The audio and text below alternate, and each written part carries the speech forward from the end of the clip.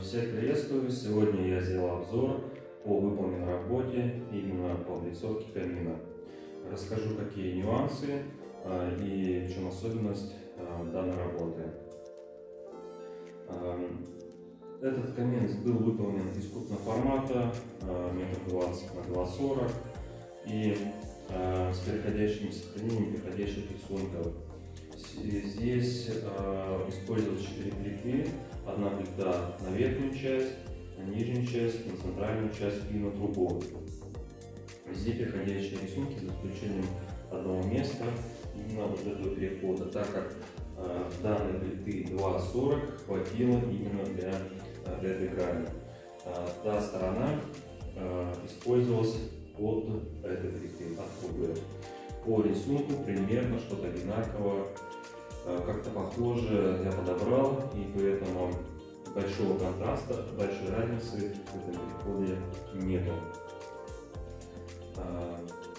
Момент был в том, что все эти резы я выполнял на шине, использовал шину Sigma, которая мне помогла сделать хорошие чистовые резы без применения электрорезака, за исключением одного момента, но это чуть позже. Самый сложный момент, самые сложные детали были это вот эта часть, нижняя часть и немного менее сложно вот эта часть, а труба самая была простая.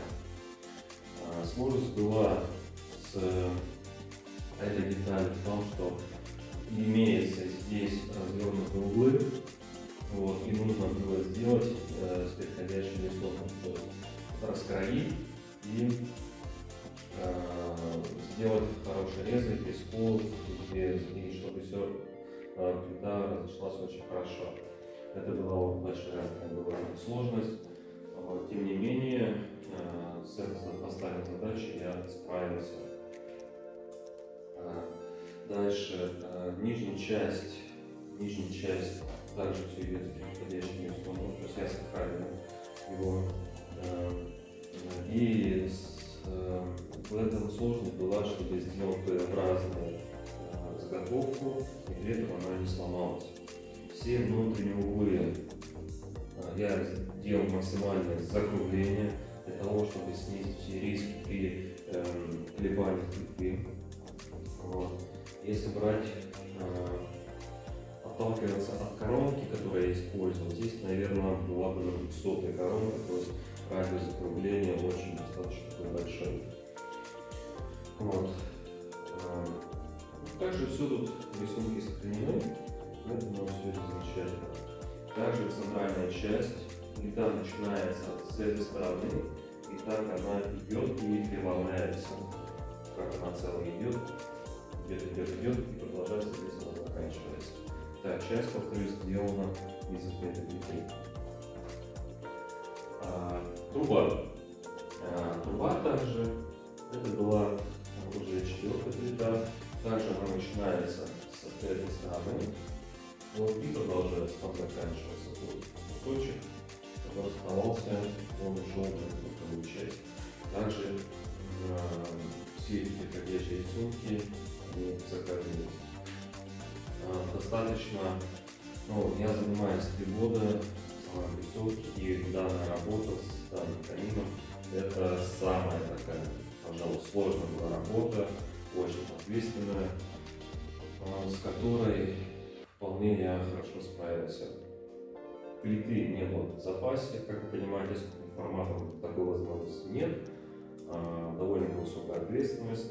Дальше была сложность именно, повторюсь, что с данными резами, вот именно с развернутыми здесь углами, вот, и была сложность, довольно высокий риск напилить вот эту П-образную деталь.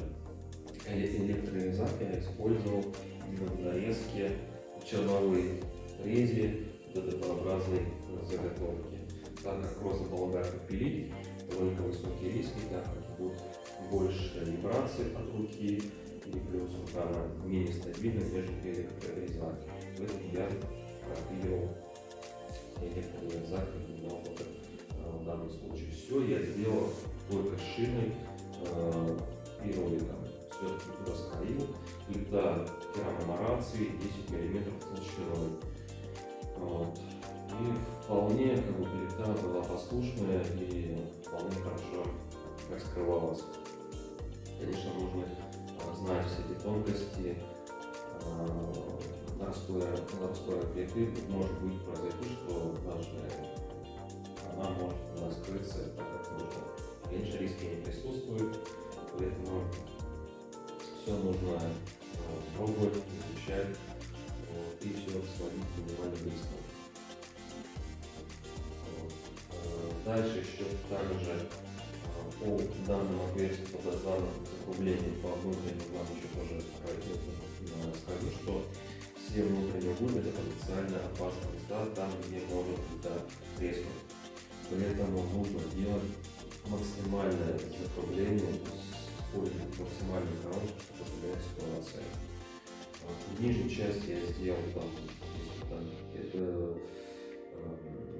приравнять коронку, нам такая, скорее всего, использовалась бы.